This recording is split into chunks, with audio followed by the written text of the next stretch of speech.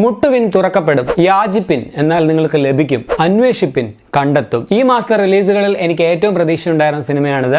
Jinu V Abraham രചിച്ച് നവാഗതനായ Darwin Kuriakose സംവിധാനം ചെയ്ത് ടൊവിനോ തോമസ് നായകനായ അന്വേഷിപ്പിൻ കണ്ടെത്തും. ഇന്ന് ഈ സിനിമയെക്കുറിച്ച്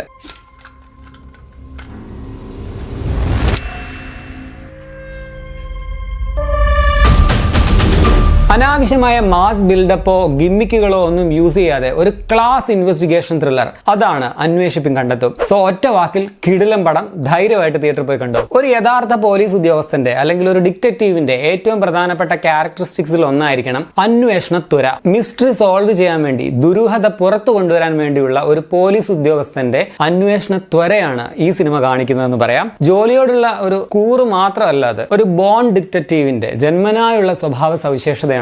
അങ്ങനെയുള്ള ഒരാളായിരിക്കും യഥാർത്ഥ അന്വേഷണ ഉദ്യോഗസ്ഥനാവുക. ഇത് പറയാതെ പറയുന്നുണ്ട് ഈ സിനിമ. അയാളുടെ ഉള്ളിലുള്ള ആ ഒരു സ്ട്രോങ് ആയിട്ടുള്ള ആ ഒരു തേടലിന്റെ ഫീലിംഗ്, ഇൻറ്റ്യൂഷൻസ്, ഇതൊക്കെ പ്രേക്ഷകരായ നമുക്ക് കൂടി തോന്നിപ്പിക്കുന്ന വിധം ഗംഭീരമായി കണക്ട് ചെയ്യിപ്പിച്ചു എന്നുള്ളതാണ് ഈ സിനിമയുടെ ഏറ്റവും വലിയ പോസിറ്റീവ്. ഫസ്റ്റ് ഹാഫിൽ ആ ഒരു ഇന്റർവൽ ബ്ലോക്ക് വരെ എത്തുമ്പോഴേക്കും നമ്മൾ കൂടി ഇങ്ങനെ ഇൻവോൾവ് ആയിട്ട് ശരിക്കും ശ്വാസം അടക്കി പിടിച്ച് ആ മിസ്റ്ററി സോൾവ് ചെയ്യുന്ന ഒരു സീറ്റഡ് അനുഭവമാണ് ഈ സിനിമ നമുക്ക് സമ്മാനിക്കുന്നത്. പ്രത്യേകിച്ച് ആ ഒരു മിസ്റ്ററി റിവീലിംഗ് സീനൊക്കെ എൻ്റെ കിടിലനായിരുന്നു. അതുകൊണ്ട് തന്നെ ശക്തമായ സ്ക്രിപ്റ്റ് റൈറ്റിംഗ് തന്നെയാണ് ഈ സിനിമയുടെ ഏറ്റവും വലിയ കരുത്ത്. So kudos Jinu V Abraham. പക്ഷെ ഒരു വ്യക്തമായ ക്യാരക്ടർ സ്റ്റഡി ഒന്നുമില്ല ഈ സിനിമയുടെ തിരക്കഥയിൽ. കഥാപാത്രങ്ങളുടെ കുടുംബ പശ്ചാത്തലം, നായകന് നായികയോ അല്ലെങ്കിൽ പ്രണയമോ ഡിപ്രഷനോ അങ്ങനെയുള്ള ഇമോഷണൽ ആയിട്ടുള്ള കാര്യങ്ങളിലേക്കോ ക്ലീഷ ആയിട്ടുള്ള സംഭവങ്ങളിലേക്കോ ഒന്നും പോയിട്ടില്ല. സ്ട്രെയിറ്റ് ആയിട്ട് കേസ് അന്വേഷണമാണ്. അവരുടെ ഔദ്യോഗിക ജീവിതം മാത്രമാണ് കാണിക്കുന്നത്. എന്നിട്ടും പ്രേക്ഷകരെ കണക്ട് ചെയ്യിക്കുന്നു എന്നുള്ളതാണ് വലിയ കാര്യം, അല്ലെങ്കിൽ അതൊരു അത്ഭുതം തന്നെയാണെന്ന് പറയാം. ചിത്രത്തിന്റെ കഥ നടക്കുന്നത് 1993-94 കാലയളവിലാണ്. സോ മിലേനിയൽസിനും, അതായത്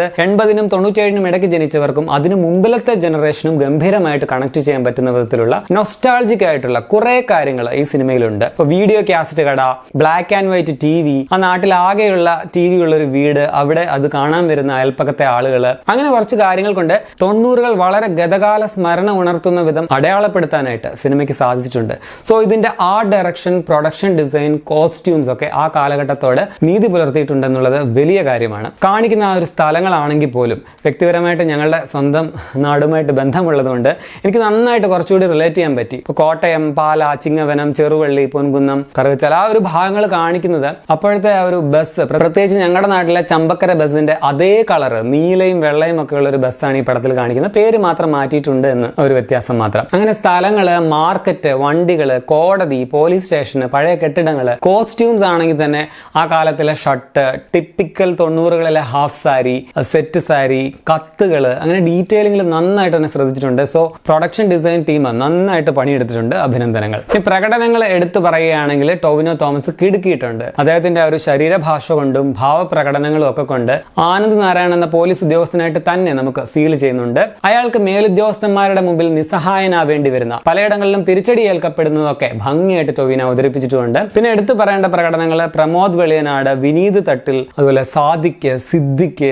അസീസ്, ഹരിശ്രീ അശോകൻ, കുറച്ചേ ഉള്ളെങ്കിലും ഇന്ദ്രൻസ്, അങ്ങനെ കുറെ സ്റ്റാർസ് ഉണ്ട് ഈ സിനിമയിൽ. ഞങ്ങളുടെ നാട്ടുകാരനായിട്ടുള്ള കോട്ടയം നസീർ ഏട്ടൻ സീരിയസ് ക്യാരക്ടറായിട്ട് ഗംഭീരമായിട്ട് തന്നെ അവതരിപ്പിച്ചിട്ടുണ്ട്. ടെക്നിക്കൽ സൈഡ് നോക്കിയാലും ഗൗതം ശങ്കറിന്റെ ക്യാമറ മികച്ചതായിരുന്നു. പ്രത്യേകിച്ച് ആ പട്ടിയെ കൊണ്ടുവരുമ്പോൾ ഒരു ഏരിയൽ ഷോട്ടൊക്കെ കാണിക്കുന്നുണ്ട്. പിന്നെ ചില രാത്രികാല ദൃശ്യങ്ങളുണ്ട്. ഇതിലെ എനിക്ക് തോന്നുന്നു ഈവനിങ് അല്ലെങ്കിൽ രാത്രി കാണിക്കുന്ന സീനുകളൊക്കെ അത്യാവശ്യം നന്നായിട്ട് ഭീതി നമ്മുടെ ഉള്ളിൽ ജനിപ്പിക്കുന്നുണ്ട്. ആ ക്രൈം നടന്നത് എങ്ങനെയാണെന്നുള്ളത്, അതുപോലെ ഒരു ട്രെയിൻ സീനുണ്ട്, ഇടവേളയ്ക്ക് തൊട്ടു മുമ്പുള്ള ഒരു ഭാഗം, അത് ശരിക്കും നമ്മളെ അക്ഷരാർത്ഥത്തിൽ ഞെട്ടിപ്പിക്കുന്നത് തന്നെയാണ്. കാഴ്ചയെ ബാധിക്കാത്ത സിമ്പിൾ ആൻഡ് സ്മൂത്ത് ആയിട്ടുള്ള സൈജു ശ്രീധരന്റെ കട്ട്സും നന്നായിട്ടുണ്ടായിരുന്നു. എനിക്ക് ചെറിയ നെഗറ്റീവ് ആയിട്ട് തോന്നിയ ഒരു കാര്യം, ഫസ്റ്റ് ഹാഫ് തന്ന ആ ഒരു സീറ്റഡ് അനുഭവം സെക്കൻഡ് ഹാഫിൽ അല്പം ഡൗൺ ആയി എന്നുള്ളതാണ്. രണ്ടാം പകുതിയുടെ തുടക്കത്തിൽ ഒരു കഥ പറച്ചിലൊക്കെ അല്പം മടുപ്പ് ഫീൽ ചെയ്യിപ്പിച്ചിരുന്നു. എന്നാൽ വീണ്ടും ഒരു ഇൻട്രോഗേഷൻ ഭാഗമാകുമ്പോഴേക്കും പടം ട്രാക്കിലേക്ക് എത്തുകയും ചെയ്യും. എടുത്തു പറയേണ്ടത് ആ ഒരു മടുപ്പ് പോലും നമുക്ക് തോന്നിപ്പിക്കാത്തത് സന്തോഷ് നാരായണന്റെ ഗംഭീര ബാക്ക്ഗ്രൗണ്ട് സ്കോർ കൊണ്ടാണ്. അത് ആ ഡൗൺ ആക്കിയ പോർഷനെയൊക്കെ ആ ബാക്ക്ഗ്രൗണ്ട് മ്യൂസിക് അങ്ങ്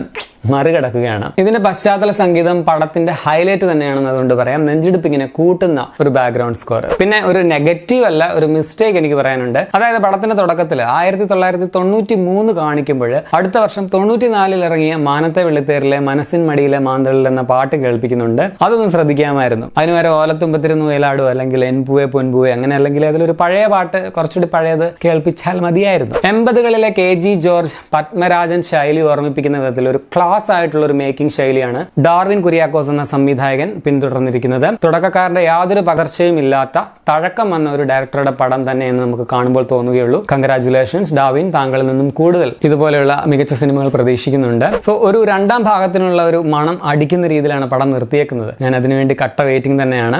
ത്രില്ലേഴ്സ് ഇഷ്ടപ്പെടുന്നവർ മാത്രമല്ല, എല്ലാ സിനിമാ പ്രേമികളും തിയേറ്ററിൽ തന്നെ പോയി ഈ പടം കാണണമെന്നാണ് ഞാൻ പറയുക. കാരണം തിയേറ്ററിൽ ആൾ കുറവായിരുന്നു. So as A thriller lover എനിക്ക് നന്നായിട്ട് ഈ പടം ഇഷ്ടപ്പെട്ടു. റീസെന്റ് കംപ്ലീറ്റ് സാറ്റിസ്ഫാക്ഷൻ തന്ന ഒരു മലയാളം ത്രില്ലർ സിനിമയാണിത്. ഞാനിതിന് 4.5 ഔട്ട് ഓഫ് 5 റേറ്റിംഗ് നൽകിയ ഒരു ത്രില്ലർ മാസ്റ്റർ പീസ് എന്ന് തന്നെ ഞാൻ പറയും. ഈ സിനിമ ഇനി തിയേറ്ററിൽ വലിയ വിജയമായില്ലെങ്കിൽ പോലും വർഷങ്ങൾക്ക് ശേഷം ആളുകൾ ഇതിനെ അണ്ടർ റേറ്റഡ് എന്ന് പറയുന്ന, അല്ലെങ്കിൽ കാലത്തിന് മുമ്പേ സഞ്ചരിച്ച സിനിമ എന്നൊക്കെ പറയുന്ന ഒരു സിനിമയായിരിക്കും ഇതെന്നുള്ളത് ഉറപ്പാണ്. പിന്നൊരു കാര്യമുണ്ട്, ഒരു വിഭാഗം ആൾക്കാർ ഞങ്ങളുടെ വികാരത്തെ വ്രണപ്പെടുത്തി എന്ന് പറഞ്ഞു വരാനുള്ള സാധ്യത ഉണ്ട് കേട്ടോ. ചിലപ്പോൾ സ്ത്രീകൾ ഉൾപ്പെടുന്ന കുലകൾ ചൂലുമായിട്ട് സ്ക്രിപ്റ്റ് റൈറ്റർ, ഡയറക്ടർ എന്നിവരുടെ അടുത്തേക്ക് വരാനുള്ള സാധ്യതയുമുണ്ട്. ആ ഭൂരിപക്ഷത്തെയാണല്ലോ ഏറ്റവും ഭയക്കേണ്ടത്.